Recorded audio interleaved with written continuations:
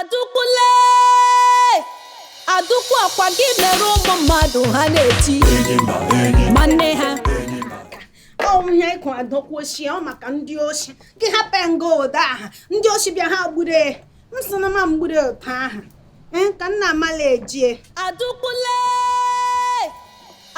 akwa gị mere ụmụ mmadụ ha na-eti manne ha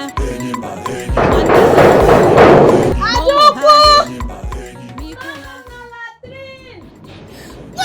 onye nwanye ara ahụ nọ na gate ahụ ndị ọrụ ka nọ na ntụaka anyị ọkpọrọ ịkụda ụzọ ahụ ị ga-azọ ọdọ Adaukwu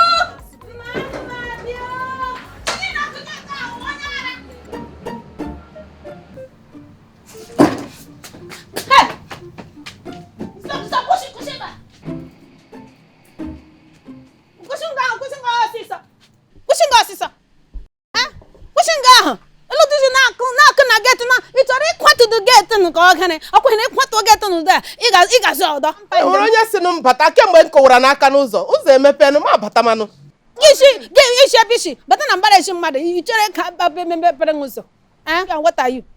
aha m wo ego ndụ nwunye Maazị Okonkwo abụ m mma Chike. So what if what ni wele Queen Elizabeth? So what Queen Elizabeth? Ewetara m rịpọtụ Adaukwu nwa gị mere onye m bịa bi complain nke ugbu a. Adaukwu is na Adaukwu mere ngani. Adaukwu zuru ego nwa nwoke. O zuru ego Chike chiri tarazi ya 6,100 naira.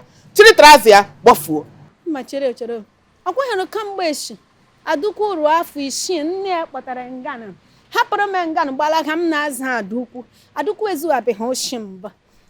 Ịmara otu isi akpọ Adaukwu onye oshi ga-ejiri nwayọ. Queen Elizabeth. Onye na Adaukwu ọ raghịrị ya. Adaukwu anaghị anụ ntị, bata ikwu na ọ na-ezu oshi amasịghị mba. Adaukwu nwa m anaghị ezu oshi. Ị ga-agwa m otu ihe ahụ si mee. Gwa m the real truth of the story. Gị gwa m gị chetakwa n'ụsọ ọ bụghị onye buru ụzọ gba rịpọtụ ka ụka na-ejiri. Ọkwa ma nke ahụ. Ọ bụ ịkọsa nke m Adaukwu bịakwa ya akọ nke danụ mmarazi otu m ga-esi mara ihe mere nwa m nwoke Chike bororo Adaukwu nwa gị nwaanyị 5,000 naira. Ọ kwụghachihukwana ya back. So ohia meziri Adaukwu abịa n'ụlọ m lee nga nwa m nwoke wụsara taraza gaga fọrọ taraza saachipụte 6,100 ya were kama ọ ga-ewerekwanụ ka ewukie o were ya weresi ego niile nụ nga ahụ maka ya maka nwa m chirikwa taraza wa akpọkwana ya gịnị gbam ọgwa Adaukwu nwa m nwa ihe ahụ otu aka Adaukwu na-eme ọkweghị na Adaukwu a na-edi nwunye n'ime ihe she must retaliate. Adaukwu otu aka Adaukwu na-eme kpatakịrị ka m kpagodo ya Adaukwu ọsịsọ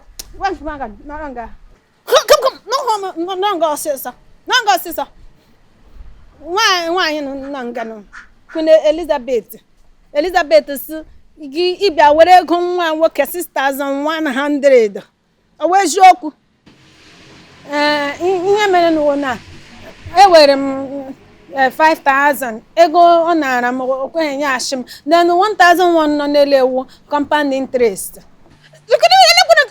compound interest ahụ wee werekwa kọma banye n'ụlọ ọsịsọ gaa weta 1,001 nye chenje ọsịsọ ego ọwụ m ije enyere m ya nkọpa Felix 1,001 ahụ ka m ga nata ahụ biko ga nye m ego m biko akweghịrị ịma ha ebe ego anọ Adaukwu ụda m na-ele anya ụtụ gwa ọsọ gaa weta 1,001 a banye nwaanyị nụ ka ọ bụrụ nsogbu chinganụ pụọ ka m ga nata nkọpa Felix ngwa kpọta ọsịsọ ụdịrị nsogbu uwe ihe nke biko nwa nwaanyị ị ga-abịa alama na mgbede ukwu mgbe Adaukwu logoro gị bịaghachi bịa were 1,001 I'm not living here without that money. Any dream that money, any dream here. No matter how I'm wo ego ndụ. Money is life. Come on, Misha. Are you working at Chashanya? Come on. What am I comparing? Shebe shingan boss. Ganye no mego a. You go to 4,100 mejigodi ga mere ihe m chọrọ ime. Asị m gị mgbede ukwu gị bịa ashị bịa were ego m gị bịa ịma ashị na ma ị na-amasịsị n'anya ọchị nga mpụ ọsịsa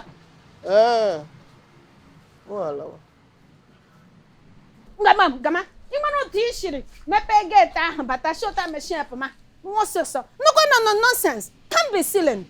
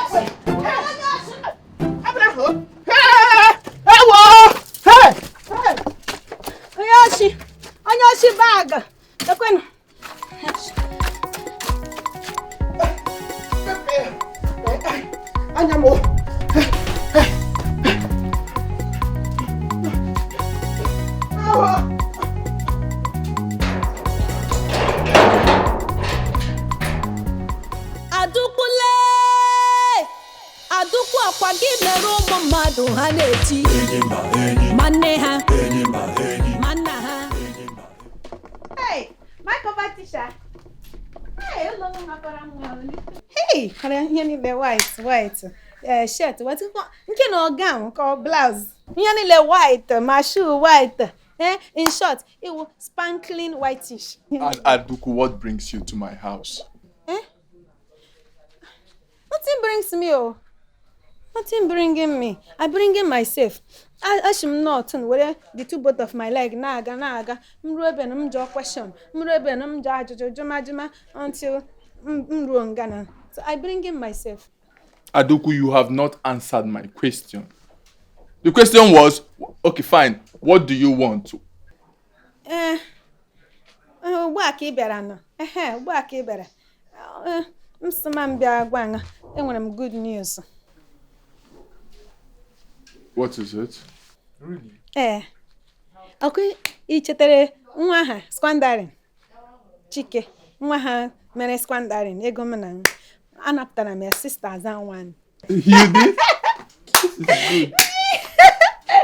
Hi. Adaukwu the EFCC. You have recovered money that was stolen by tricks. My squandering. Recovery. But let me ask you, I want to know, are you sure that boy willingly gave you that money or there's more to this? Hapụgodo nke ahụ. Ihe matara ugbu a wụsọ anapụtagoro m ego ahụ.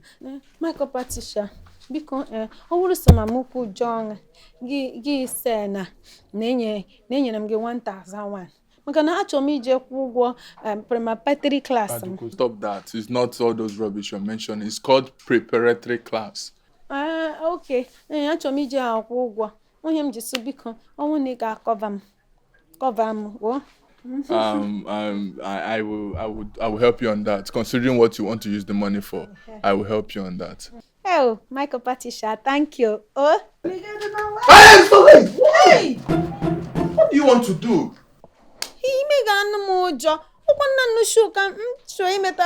Adaukwu, can't you see that this is white? My phone is ringing and I want to go and get it. Let me spread this thing. I'm coming, please. Hey!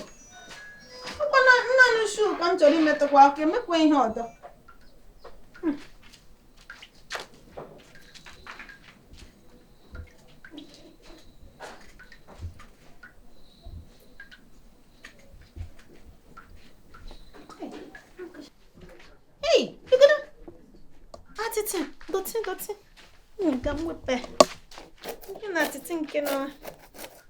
What are you doing? My goodness! What is all this? I told you not to touch this thing. Why did you touch it? Now look at what you have done. Look at. Looking under.